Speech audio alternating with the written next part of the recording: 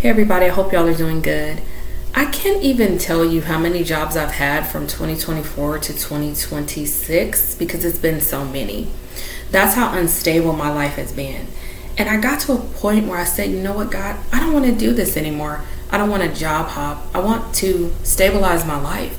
I can't keep doing this. I would quit these jobs for various reasons: bad leadership, jealous coworkers.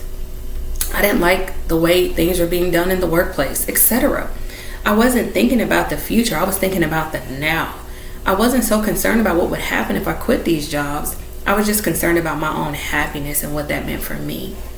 But when you're already unstable, when you don't have any stability order in your life, it makes everything even worse when you just jump off the ship when you're in the middle of the water.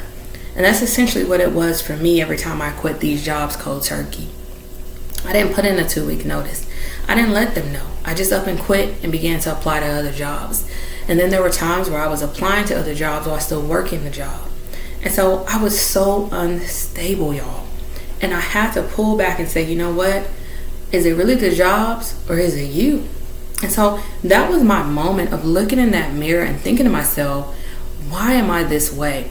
Why do I let just small, insignificant things cause me to jump ship, to cause me to quit, to cause me to run, to cause me to lose focus? And so I had to hold myself accountable and say, you know what? You need to remain. You need to stand. You need to quit running, and you need to endure to the end.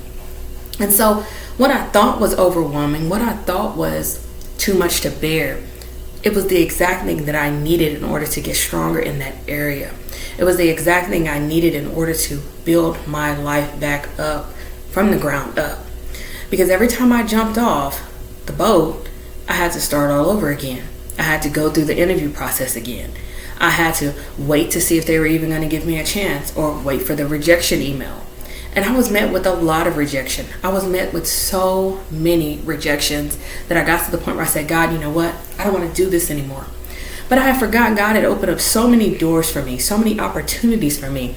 And here I was complaining because he wasn't so quick to open the next door.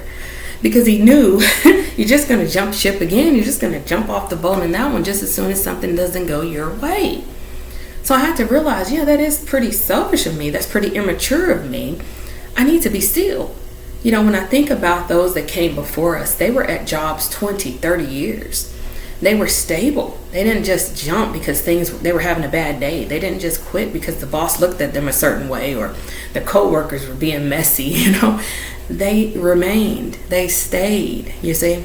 And so with the way the economy is now, we need to stay rooted. We need to stay grounded. And of course, God comes first.